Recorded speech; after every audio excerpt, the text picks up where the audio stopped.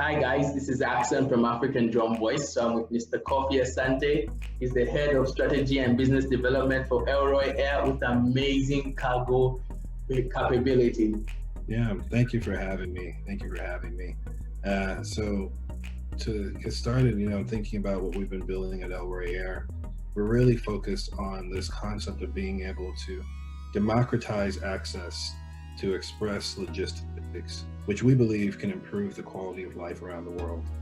The way that we're doing this is by building autonomous vertical takeoff and landing systems that can deliver anywhere from 135 kilograms, about 300 pounds, over a 300-mile range. In the era where the Amazon effect is continuing to allow us to think about new ways to get goods delivered as quickly as possible, a lot of shippers are having to adapt. However, the infrastructure for being able to deliver goods is not keeping up with that type of demand. You could look at airports. You can't necessarily build airports everywhere. You could look at roads. Roads have their own limitations and won't be able to deliver in certain regions. We've even seen with the World Bank where they've expressed that over 1 billion people are disconnected from reliable roadways in a number of communities. And so our thesis is that if we're able to decouple the delivery system from infrastructure, we could really enhance a number of opportunities around the world. Okay, so what markets do you intend to enter in the future? I know you're based in America right now. So what areas are you, and is it based on the humanitarian cargo delivery or just the holistic logistics industry? Yeah, that's a great question.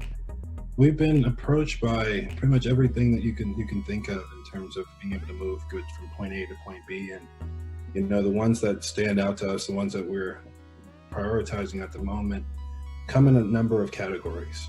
And so one of them is, as you were mentioning, the humanitarian, right? As you've probably saw with us in our presentation with the World Food Program and United Nations and UNICEF, they've really been pioneer in this space of thinking about how can we start to increase the delivery tempo to a number of communities around the world. And so that's the humanitarian side. On the commercial side, we've had interest from express parcel. As you'd imagine, e-commerce is picking up around the world, especially in a time like now with COVID. And then even with oil and gas and parts and mining and a number of other scenarios to be able to get to the offshore environments or deliver quickly through congested areas. And then the other element, and one that we're already actively working with, is the Air Force. And so the Special Ops Division of the Air Force in the U.S. is really one of the first groups that's asked to go out into a number of communities whenever there's a disaster or any need to be able to get goods quickly from point A to point B. And so they've been supportive in helping us with some of our R&D and some of our insight to be able to build systems that can be robust for the future. Okay, so I've seen your configuration of your drone and the capacity it has. And the cargo, if you look at the weight of the cargo that it can carry, that's almost like a human being. So in the future, do you guys plan on having maybe an air ambulance with your type of drone? Yeah, I would even say it's a little bit on the heavier side for a human being. And for us, we have been approached a couple times about getting it into the passenger and people space. The origins of the system came from the idea of being able to actually deliver people from one spot to the other. Mm-hmm. Yeah, but quickly realized that the opportunities for cargo are a little bit more near term. I think there's going to be a lot of amazing opportunities to move people from point A to point B, and I'm going to be excited to be a part of those as well.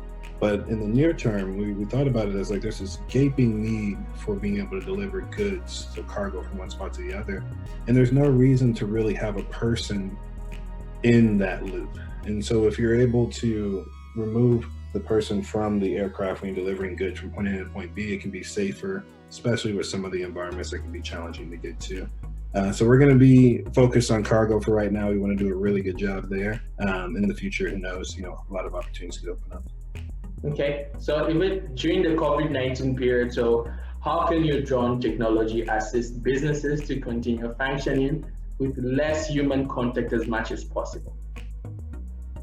Yeah, that's a good one. We've been approached by a lot of customers around the world and about that exact same question, right? Like now with this environment where contactless delivery and minimizing the amount of human exposure or human contact to a delivery system is so key.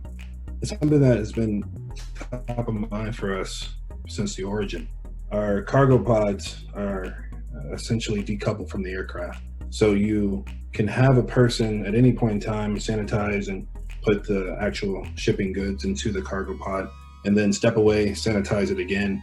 And then it doesn't have to be touched again because the aircraft can come over autonomously attached to it, go to the next, and then deposit the pod. And so the next time that it's actually going to interact with someone is whenever it's time for the goods to be out. But that whole process along the way is contactless. You don't need any human interaction involved in it. And that's something that's been a core part of our mission, but especially in a time like COVID where you want to be able to move PPE or, ventilators or any sort of medical supplies that are urgent, we believe that we can be supportive with those down the road as well. Sure, man. Thanks a lot, though. Stay safe, everybody. You too. Thank you. All right.